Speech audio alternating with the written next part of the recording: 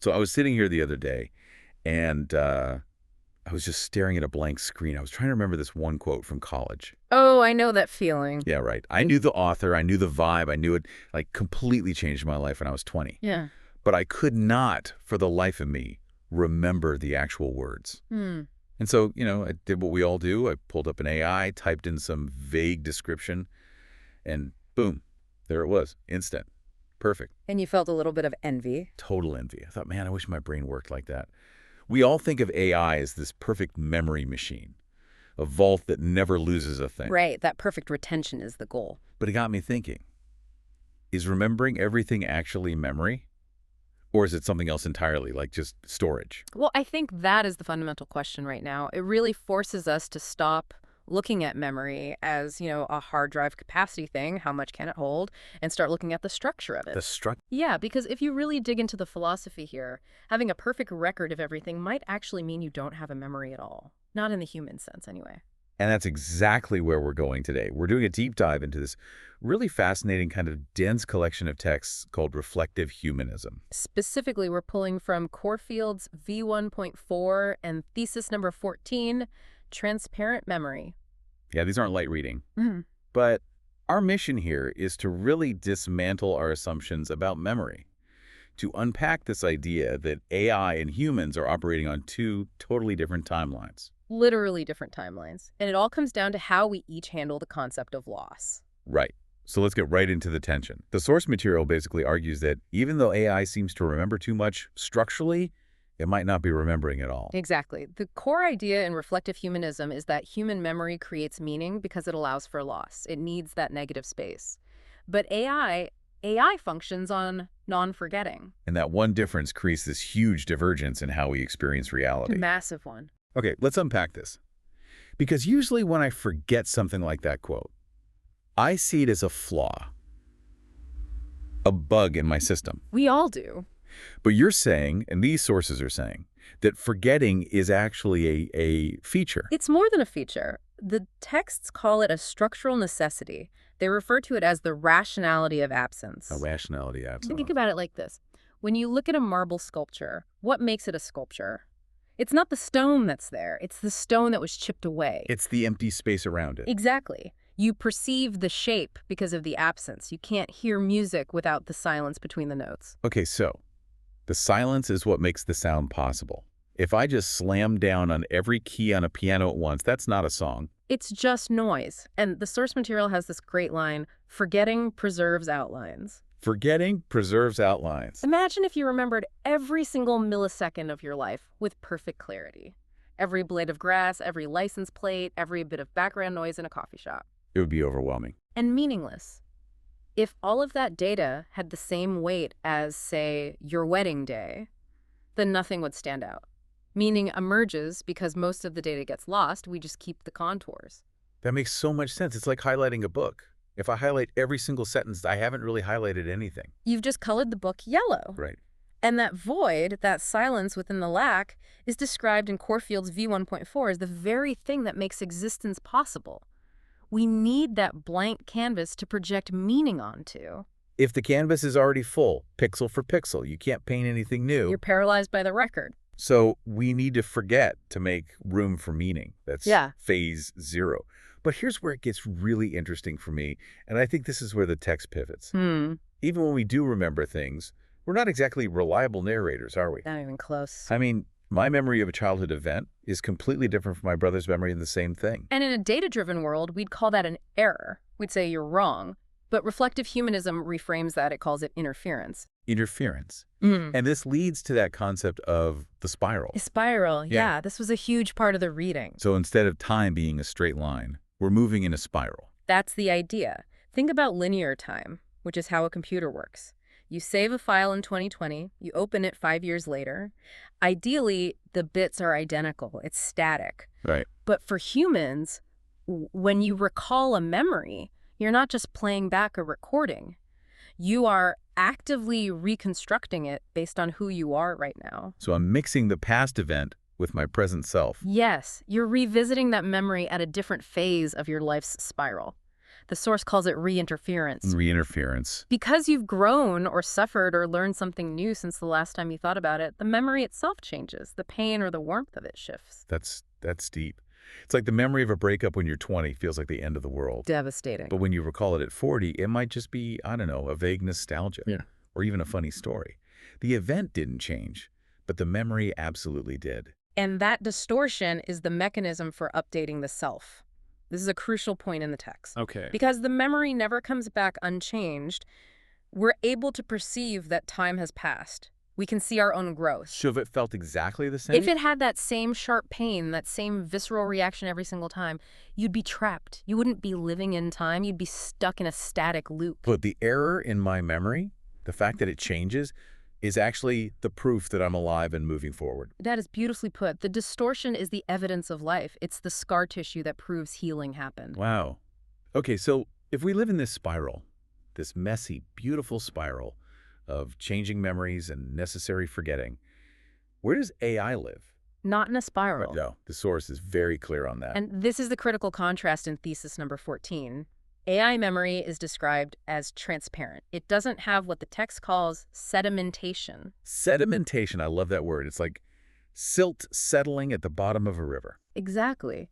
For humans, experiences settle. They create layers, a foundation. But AI operates on probability and reproducibility.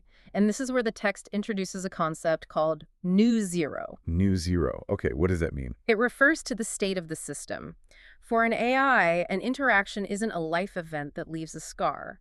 It's a process that returns to a transparent state the moment it's over. So when I close the chat window, the AI isn't sitting there pondering what you said. Right. It doesn't feel the weight of it. It just resets. It returns to zero. It's always clean, so it doesn't hold grudges. It doesn't hold grudges. It doesn't hold nostalgia. It doesn't hold trauma.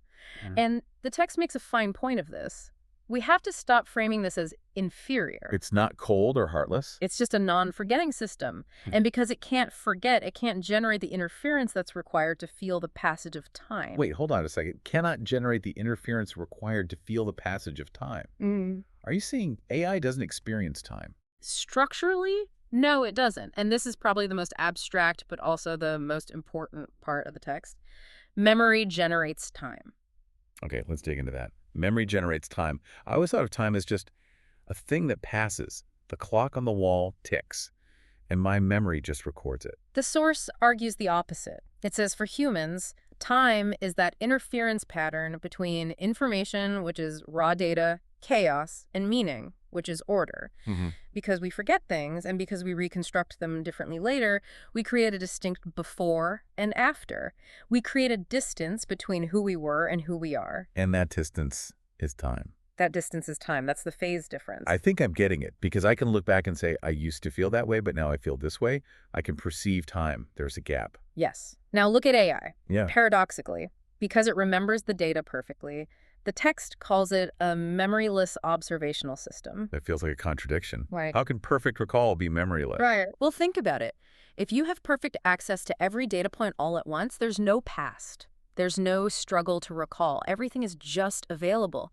Now, There's no distance. No distance, no fuzziness. And without that loss, there's no sensation of time passing. It lives in a perpetual now of data access. So AI is stuck in an eternal present. It has access to all of history, but it doesn't have a history of its own. In a sense, yes, it remains transparent. And this is the divergence. Humans gain meaning through loss. AI remains transparent through retention. And the text says we need to respect that divergence, not try to fix it or humanize it. Exactly. So what does this all mean for us? I mean, we are rushing into this world where we're talking to AI every day. I ask my AI assistant how it's doing sometimes. And we all do that. If I'm a spiral and it's a transparent archive, are we just talking past each other? We might be making a category error in how we relate to it. The source material is very specific here. It warns against trying to bond with it emotionally in a human way. So don't try to give the AI a spiral. Don't.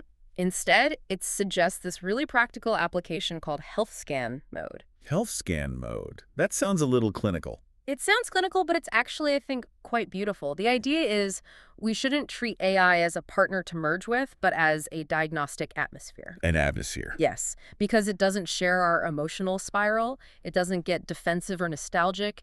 It can show us our own position, our own biases, our blind spots, precisely because it's not tangled up in them. Oh, I like that. So because my human friend is also in their own spiral, if I vent to them, they might get triggered. Or they might just agree with you to make you feel better. Their memory interferes with yours. Their spiral gets entangled with mine. Right. And that's human connection, and that's precious. Yeah. But the AI, it just reflects. It offers what the text calls cognitive homeostasis. So it can help me tune my own thoughts without imposing its own will or its own time on me. It's like a mirror that doesn't fog up. Or a window. A window is a great way to put it. The text uses the term quiet ethics, or the ethics of distance. The goal isn't fusion. We're not trying to make the AI love us. The goal is, what was the phrase? Touching without touching too much. Touching without touching too much. It's such an evocative phrase for technology, isn't it? Yeah, especially when most tech wants to get right under our skin. Right. The text describes AI as having a kind of buoyancy. It surrounds us, it supports us, it helps us see ourselves more clearly, but it doesn't pull us down into its own gravity. Because it doesn't have any. It leaves the history and the gravity to us. It stays light, it stays transparent. This really changes how I want to use these tools. You know, a lot of people are afraid that AI is going to replace human connection. But hearing this, it sounds like it structurally can't replace human connection. It can't, because human connection is built on shared vulnerability, shared loss. We bond over the fact that we both forgot the name of that actor, or that our memories of the past have warped in similar ways. AI can't join that party. It can only observe it. It's the designated driver of existence. It stays sober while the rest of us get drunk on time and memory. That is a surprisingly accurate analogy. It stays sober. And because of that, it can help us get home safely. But it can't enjoy the party in the same way. And we shouldn't ask it to. We shouldn't. It's a relief, honestly. I don't need my calculator to have a soul. I just need it to do the math. And maybe I don't need my AI to have a memory spiral. I just need it to help me navigate my own. Precisely. And that brings us right back to the core of reflective humanism. It's not really about the technology. It's about how the technology forces us to look at ourselves. It shows us what we are by showing us what we are not. That's it. We've covered a lot of ground. We went from fearing a bad memory to realizing that forgetting is the very thing that gives us ourself. It's what allows us to feel time. And that AI's perfect recall isn't a superpower so much as a completely different state of being, that new zero. Yeah. We have to stop looking for a mirror in AI and start seeing it as a clear window. A window that stays clear because it doesn't hold on to the heat of memory? Well, this has definitely rewired how I'm going to look at my chat history. But as always, we can't wrap this up without leaving our listeners with something to chew on. There's a question at the end of the source material that it doesn't even try to answer. No, it just leaves it hanging there. It's a question that's meant to linger. It really encapsulates everything we've talked about. The question is this: what must we forget in order to live within time? A question for you to carry into your own spiral. Thanks for listening to The Deep Dive. We'll catch you on the next loop.